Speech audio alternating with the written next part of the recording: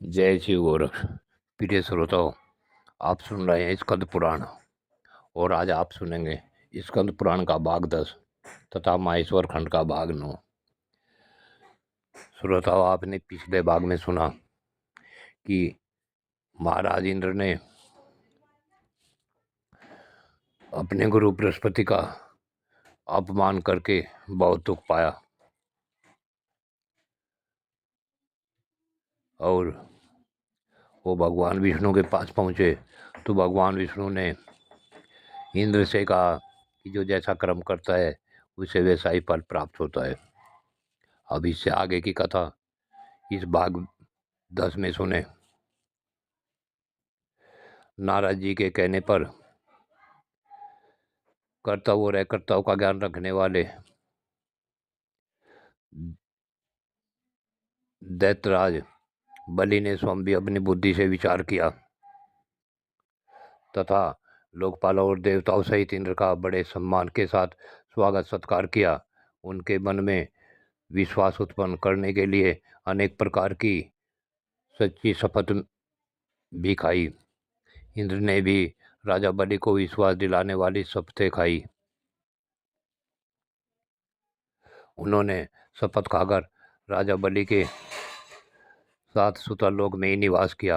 वहाँ रहते ही उन्हें अनेक वर्ष व्यतीत हो गए। उसके पश्चात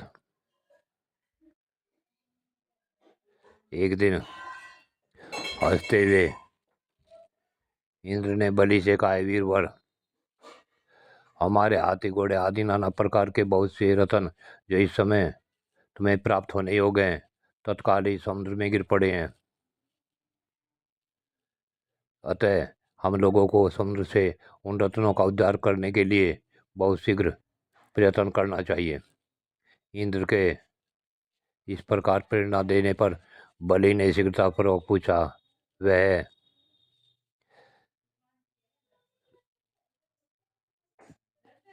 यह सब किस उपाय से संभव होगा?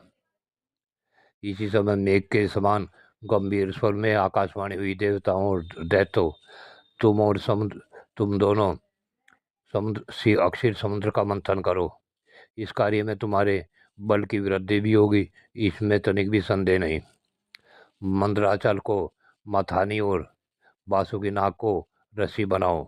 फिर देवता और दैत्य मिलकर मंथन आरंभ करो। यह आकाशवाणी सुन सहस्रों दैत्य और देवता समुद्र मंथन के लिए उद्यत हो स्वर्ण के समान कांतिवान मंदराचल के समीप गए।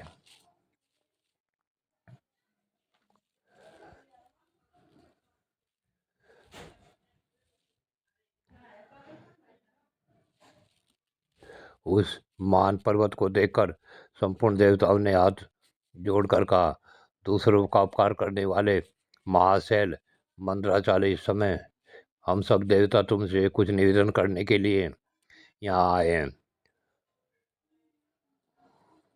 उनके यूँ कहने पर मंदराचल को देहधारी पुरुष के रूप में प्रकट होकर कहा, देवगण, आप सब लोग मेरे पास किस कार्य से आए हैं उसे बताएं। तब इंद्र ने मधुरवाणी से कहा, मंदराचल, तुम हमारे साथ रहकर एक कार्य में सहायक बनो। हम समुद्र को मथकर अब उससे अमृत निकालना चाहते हैं। इस कार्य के लिए तुम मथानी बन जाओ। मंदराचल ने बहुत अच्छा कहकर उनकी आज्ञा स्वीकार कर ली और देव कार्य की सिद्धि के लिए देवता और दैत्यों तथा विशेषतः इंद्र से कहा, पुण्यात्मा देवराज, आपने अपने वज्र से मेरे दोनों पंख काट डाले थे, फिर आप लोगों के कार्य को सिद्धि के लिए यहाँ तक मैं चल कैसे सकता हूँ? अब सब संपूर्ण देवताओं और दैत्यों ने उस अनुपम पर्वत को अक्षीर समुद्र तक ले जाने की इच्छा से उखाड़ दिया, परंतु वे उसे धारण करने में समर्थ न हो सके। यह महान पर्वत उसी समय देवता और दैत्यों के ऊपर गिर पड़ा। कोई कुछ ले गए, कोई मर गए, कोई मूर्छित हो गए, कोई एक दूसरे को कोसने लगे और चिल्लाने लगे तथा कुछ लोगों ने बड़े क्लेश का अनुभव किया। इस प्रकार उनका उद्यम और उत्साह भंग हो गया। वे देवता और दानव सचेत होने पर जगदीश्वर भगवान विष्णु की स्तुति करने लगे। शरणागत वत्सल महाविष्णु, हमारी रक्षा कीजिए। आपने इस संपूर्ण चराचर जगत को व्याप्त कर रखा है। उस समय देवताओं का कार्य सिद्ध करने के लिए गरुड़ की पीठ पर बैठे हुए भगवान विष्णु सहसा वहां प्रकट हो गए। वे सबको अभय देने वाले हैं।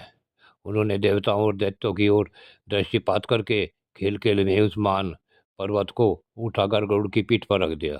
फिर वे देवताओं और दैत्यों का क्षीर समुद्र के उत्तर तट पर ले गए और पर्वत श्रेष्ठ मंत्राचल को समुद्र में डालकर तुरंत वहां से चल दिए।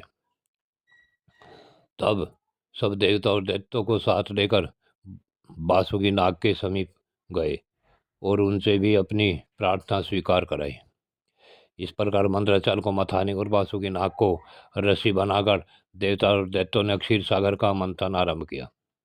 इतने में ही वह पर्वत समुद्र में डूबकर रसातल में जा पहुंचा। तब लक्ष्मीपति भगवान विष्णु के ने कश्यप का रूप धारण करके तत्काल ही मंत्राचल को ऊपर उठा लिया। उस समय वह एक अद्भुत घटना हुई। फिर सब देवता और दैत्यों ने मथानी को घुमाना आरंभ किया। तब वह पर्वत बिना गुरु के ज्ञान की भांति कोई सुदृढ़ आधार न होने के कारण इधर उधर डोलने लगा। यह देख परमात्मा भगवान विष्णु स्वामी मंत्राचल के आधार बन गए और उन्होंने अपनी चारों भुजाओं से मथानी बने हुए उस पर्वत को भली भांति पकड़कर उसे सुखपूर्वक घुमाने योग्य बना दिया। तब अत्यंत बलवान देवता और दैत्य एक ही भूतों अधिक जोर लगाकर अक्षीर समुद्र का मंथन करने लगे। कश्यप रूपधारी भगवान की पीठ जन्म से ही कठोर थी और उस पर घूमने वाला पर्वत श्रेष्ठ मंत्राचल भी वज्रसार की भांति दृढ़ था। उन दोनों को की रगड़ से समुद्र में बड़वानर प्रकट हो गया। साथ ही अलाल विष उत्पन्न हुआ। उस विष को सबसे पहले नारद जी ने देखा। तब अमित तेजस्वी देवर्षि ने देवताओं को पुकार कर कहा, आदित्य नंदन, अब तुम समुद्र का मंथन न करो। इस समय संपूर्ण उपद्रव का नाश करने वाले भगवान शिव की प्रार्थना करो। वे परात्पर हैं, परमात्मानंद स्वरूप हैं तथा योगी पुरुष भी उन्हीं का ध्यान करते हैं। देवता अपने स्वार्थ साधन में संलग्न हो समुद्र मच रहे थे। वे अपनी अभिलाषा में संपन्न होने कारण नारद की बात अनसुनी कर गए। केवल उद्दाम का भरोसा करने से वे अक्षीर सागर के मंथन में संलग्न थे। अधिक मंथन से जो अलाल विष प्रकट हुआ वह तीनों लोगों को भस्म कर देने वाला था। वह प्रौढ़ विष देवताओं का प्राण लेने के लिए उनके समीप आ पहुंचा और ऊपर नीचे तथा संपूर्ण दिशाओं में फैल गया। समस्त प्राणियों को अथवा ग्रास बनाने के लिए प्रकट हुए उस कालकूट विष को देखकर वे सब देवता और दैत्य हाथ में पकड़े हुए नागराज वासुकी को मंत्राचल पर्वत सहित वहीं छोड़ भागे खड़े हुए। जय शिव गोरक्ष। प्रिय श्रोताओं, आगे की कथा अगले भाग में। आज की कथा यहीं पूर्ण होती है।